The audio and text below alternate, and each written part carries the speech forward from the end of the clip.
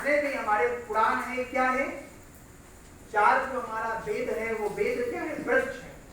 वृक्ष यानी जड़। अब जड़ को आप खोदने लग जाओ, इस पेड़ का जड़ को आप खोदने लग जाओ तो कहाँ तक जाएगा पता नहीं चलेगा, जिंदगी खत्म हो जाएगी, खोदते खोदते जड़ नहीं मिलेगा।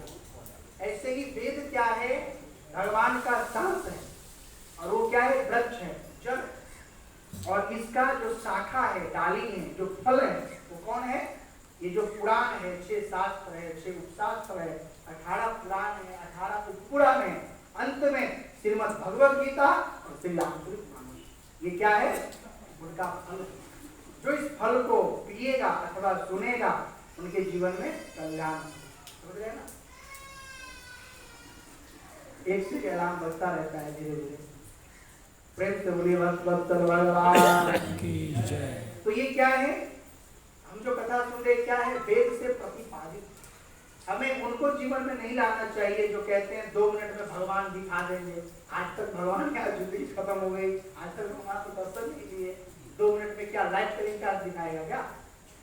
ऐसे लोगों से बचना चाहिए मेरे भाई बहन, जिनके पास न ज्ञान है, न धर्म का नॉलेज है, न साधना करता है, न पवित्रता है, न भजन करता है, केवल आडंबर फैला के लोगों को फंसा करके और धर्म परिवर्तित कर जाता है, धर्म से जोड़ देता है। नहीं समझ रहे?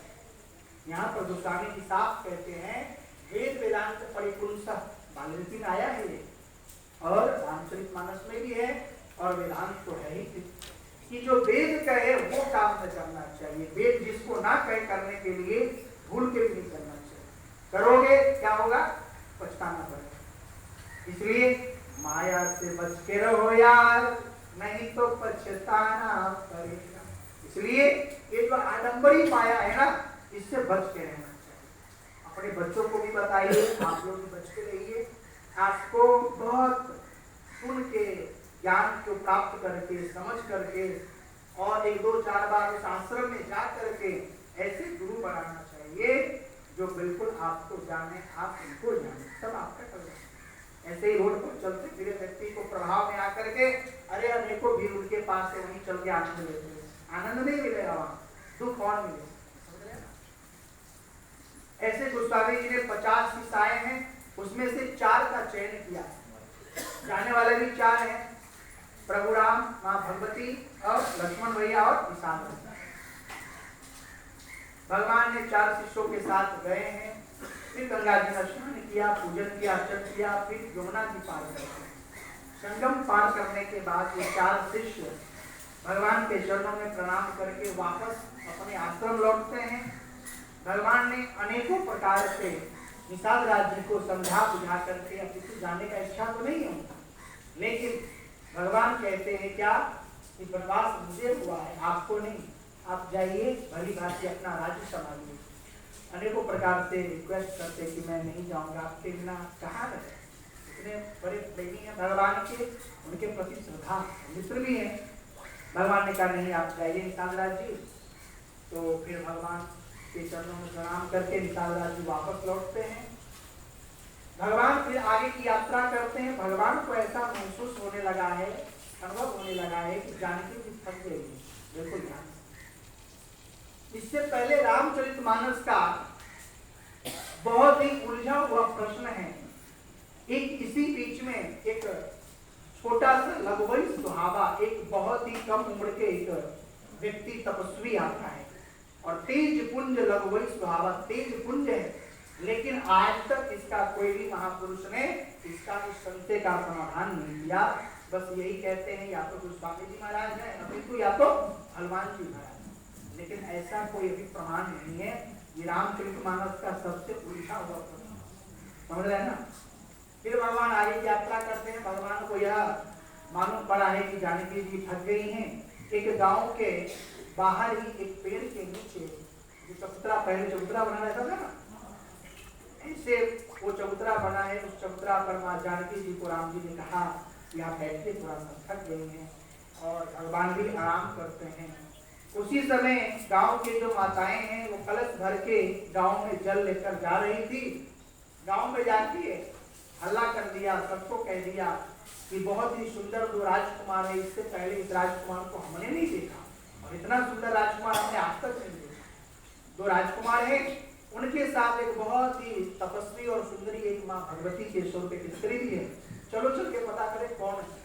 सब लोग गांव के पुरुष लोग और महिला लोग आती हैं, जल भर भर के कि आप आचमन करिए, स्नान करिए, पाँव धोइए, हमारे गांव में चलिए और हमारे गांव में जाके कुछ देर रुकिए, भोजन प्रसाद पाइए, फिर जाइएगा। और यहाँ जानकी जी से अनेकों प्रकार के प्रश्न पूछा है मैया ने। और अद्भुत यह बात की है कि गांव के लोग कितने भोले होते हैं कि जानकी मैया को आशीर्वाद भी देती है और आशीर्वाद भी लेती है। ऐसे गांव के भोले लोग होते हैं। तो फिर अनेकों प्रकार के लाल लड़ाया। उसके बाद भगवान ने कहा नहीं, मुझे जाना है। लक्ष्मण जी ने रास्ता पूछा है और भगवान कहाँ पहुंचे हैं? वाल्मीकि आश्रम। वाल्मीकि आश्रम पहुंचे हैं।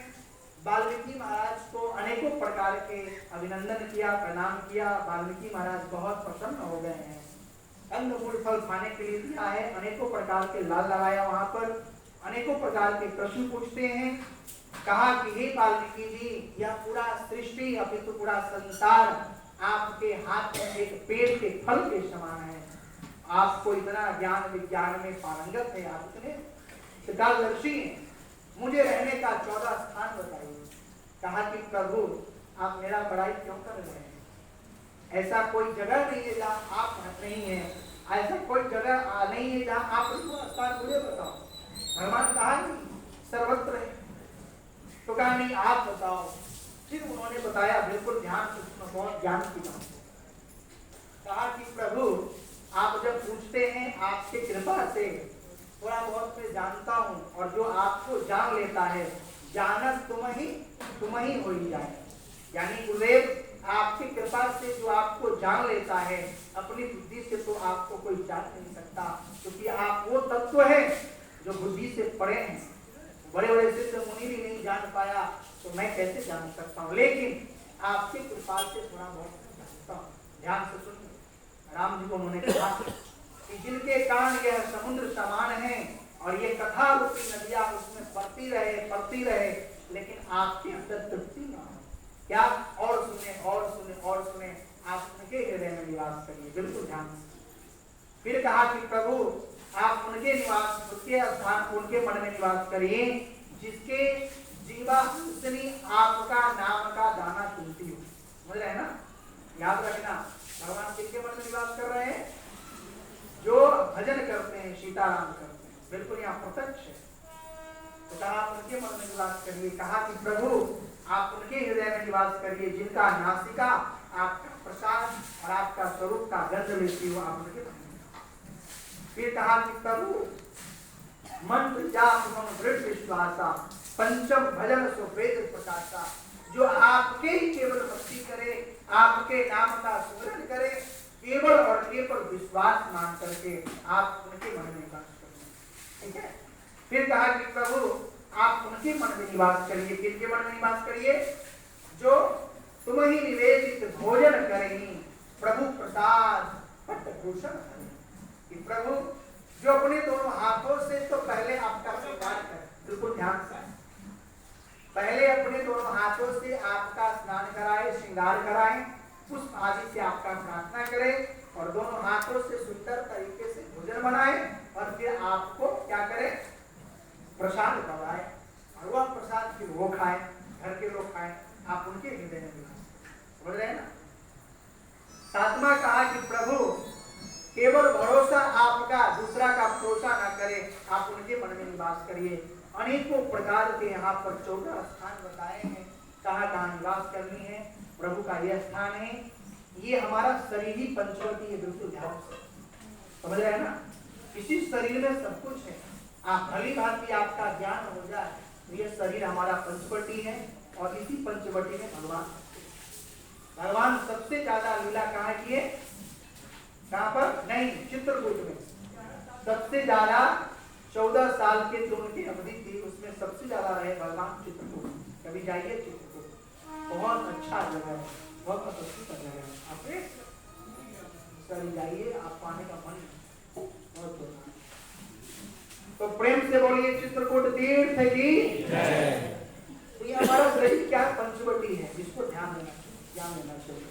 भगवान इसी में निवास करते हैं। 14 स्थान बताए। कहा कि प्रभु थोड़ी दूर पर ही क्या है, थोड़ी दूर पर क्या है, चित्रकूट है। वहां पर अनुसुईया मैया के तपोबल के प्रभाव से मंदाकिनी नदी का उन्होंने प्रकट किया है। आप उनके चरणों में जाकर के वहां पर आपकी सबरे विधि हो जाएगी। गोस्वामी जी कहते हैं चित्रकूट रघुनंदन छाए, आए नहीं। गोस्वामी जी कहते हैं कि वाल्मीकि जी ने कहा कि प्रभु थोड़ी दूर पर चित्रकूट है, आप चित्रकूट जाइए, वहां रहिए, वहां सब योजना बन जाएगी। भगवान चित्रकूट आए हैं और गोस्वामी जी कहते हैं चित्रकूट रघुनंदन छाए, और चित्रकूट में भगवान छाए हैं। और जितने भी देवी देवता था, ऋषि मुनि था, सब कोल भी बन करके भगवान की कुटिया बनाने के लिए आए हैं। 2 कुटिया बनाए, एक कुटिया मां जानकी जी और प्रभु के लिए, और एक कुटिया लक्ष्मण जी के लिए। बिल्कुल ध्यान से भगवान जब चित्रकूट में छा गए, सबको पता लगा, ऋषि महात्मा को, सब आ गए चित्रकूट में। भगवान का दर्शन करते हैं, भगवान से अनेकों प्रकार के प्रश्न पूछे हैं, भगवान उनका उत्तर देते हैं। सबसे भगवान ऐसे ही प्रेम करते हैं। और एक दिन भगवान एकांत में बैठे थे, तो कहाँ की याद आ गई, अयोध्या की याद आ गई। भगवान एक दिन एकांत में बैठ करके अपने भाई, अपने मैया, अपने पिता, अपितु संपूर्ण प्रजा जिसको छोड़कर आए थे बर्बाद, उस अयोध्या वासी को याद कर रहे हैं। करते करते इतने भाव विभोर हो गए प्रभु कि रोने लगे। यह दृश्य को मां जानकी जी, लक्ष्मण जी देखी, वो भी भावुक हो गए। उनके भी नेत्र में अश्रु बिंदु छा गए, मानो कि जैसे संगम है। इधर गोस्वामी जी ने कथा को पूरी पलट दिया और भगवान चित्रकूट में छाए हैं, भगवान सबको याद कर रहे हैं। इधर कौशल्या मैया भगवान के बचपन के जो गहना जेवर, बचपन के जो सामग्री थे, खेल खिलौने वाले, उस सबको निकाल करके मैया आज इतनी व्याकुल हो गई हैं कि बार बार उस सामग्री को, उस वस्तु को छाती से लगाती हैं और बार बार धरती पर गिरती है, बार बार कहती है मुझे रघुवर की सुधि आई, मुझे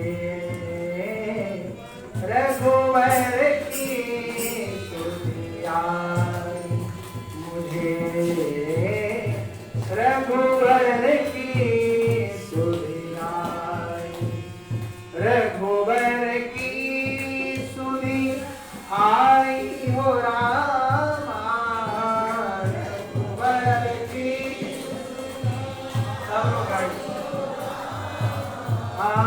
रघुवर की सुधि आई हो रामा, रघुवर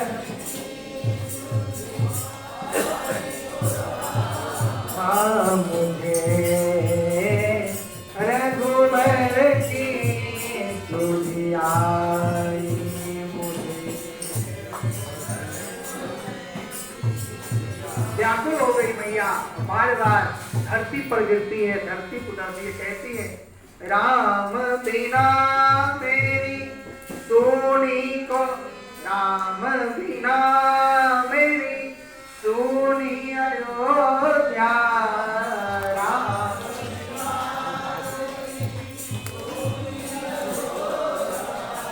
राम बिना मोरी सोनी अयोध्या,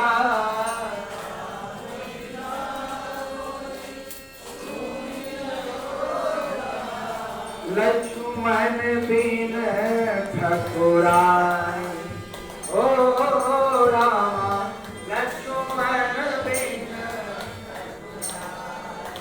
सीता बिना मेरी सोनी रसोई, सीता